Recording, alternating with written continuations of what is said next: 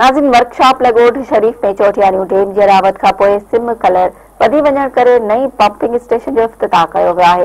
उन हवाले सां ॾिसूं था मीर खान सर जी ही रिपोर्ट। पर हिते जी आवाम जेका हुई, माण्हू आ, घर हुआ, बच्चा ॿार माल सब तबाह थियल हुआ। न सिर्फ ज़मीनूं तबाह थियूं, जेको 2011 खां बोर्ड आई उन खां वठी अॼु 2020 हले पियो, इनखे 10 साल थी गुज़री विया आहिनि। अॼु ताईं माण्हुनि ज़मीनूं आबाद न कयूं। के केॾां दरबदर थी विया, के केॾां हलिया विया वीचारा मज़दूरनि जे पुठियां। त इन जे करे हाणे त माल बि विया, जेको ज़मींदार उन टाइम 2 लख जो कर्ज़ हुयो, अॼु 12 लख जो वाणे जो कर्ज़ आहे। ट्यूबवेल अञा रहिया पिया आहिनि, तक़रीबन 100 ट्यूबवेल आहिनि जेके 1992 खां जेका स्कीम हलंदड़ आहे उहा अञा ताईं बहाल कोन थी सघी आहे। उन लाइ बि असां अॻिते आवाज़ उथारियो आहे। तव्हां मीडिया जे थ्रू बि जेको आहे हिनखे मथे कंदा त इंशाल्लाह उहे बि हली वञनि, जीअं आवाम जो हिकिड़ो माल जो चरागाह ॿियो ख़तमु थी वियो आहे त हिकिड़ो बहाली थी वञे। ऐं हज़ारे माण्हू बेरोज़गार छा आहिनि, जेके 2 वेला मानी जो टाइम नथा पंहिंजो वसूल करे सघनि। तमामु मिसकिनी हाल थी वियो आहे। महिरबानी करे तव्हां लिफ्टूं बि हलायो ऐं डायरेक्ट को असांखे सिम नालो मिले त बहितर थींदो। पर माशा अल्लाह जेको हीउ कमु आहे, पाणी असांजूं वञूं बुॾियूं घर ॿुॾी आहिनि, रस्ता ॿुॾी आहिनि, का शइ न रही आहे। पंप स्टेशन जो असांखे ख़ुशी आहे, इंशाल्लाह ही बि असांजे फ़ाइदे में कमु थींदो। पर दरअसल में असांजो ई सरकार खे, साईं जन खे, फ़कीर साहिबान खे अर्ज़ु आहे त हिन जो को हल थिए, जो नारे जे हेठियां पाणी सिम नालो निकाल करे वञण जो 12 महीना हलंदो रहे। छा त लाइट ते एतबार घटि आहे।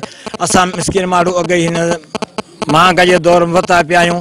इहा महिरबानी थी असांजे बिल्कुलु। फ़कीर साहब जा वॾा थोराइता आहियूं, जंहिं हींअर इहो पंप स्टेशन सालनि खां पोइ ई मसइलो हल थियो। अॼु जेको ॿुॾी रहिया आहियूं, ॿार बचा असांजो माल मता लुड़ी काशे कोन बचियो आहे। पर हाणे असांजो धणी साईं थिया आहिनि, भला हाणे कुर्ब कयो त हीउ सिम नाले जो केॾां न केॾां हल कढो। हीअ बिजलीअ ते त एतबार आहे कोन।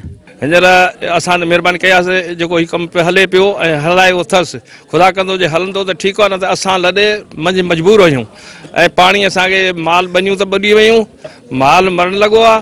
जेके ॿार पाणी किनूं आहे जेको ढूंढो थी आहे उहे पीअनि था, उहे था मर। पाणी जेको ॾिसे को त ख़बर त पाणी केतिरो चढ़ियो आहे, केतिरी हालत असांजे घर में पाणी काहे पियो आहे। महिरबानी करे वसार खे असीं अर्ज़ु था कयूं त असांखे पाणी जेको हिन जो निकाल जायूं सभु नाकार पियूं आहिनि। जी नाज़रीन, ही असां हिन वक़्तु चोटियारियूं डैम ते मौजूदु हुयासीं। उते पंपिंग स्टेशन ते जेका अफ़्ताही तक़रीब रखी वई हुई, जंहिंमें फंक्शन लीग अॻवान ज़फ़रुल्लाह वरियामाणी ऐं मियल फ़कीर वरियामाणी, ख़लीफ़ो अली ग़ुलाम जुनैद जी सरबराही में इफ़्तिताही तक़रीब कई। ऐं उते जेके डैम जा मुतासिरिन माण्हू हुया, जेके काफ़ी सालनि खां चोटियारियूं डैम जे तबाहकारनि जे करे दरबदर हुया, परेशान हुया, अॼु उन्हनि जे मुंहं ते मुरकू ॾिसी तव्हां इन ॻाल्हि में अंदाज़ो लॻाए सघो था त जेका ही DC सांगट जे तरफ़ां जेका ही जल्दी जेका ही पंपिंग स्टेशन बहाली जो कमु कयो आहे, इन सां इलाइक़े वासियुनि खे वॾो फ़ाइदो मिलंदो। जी।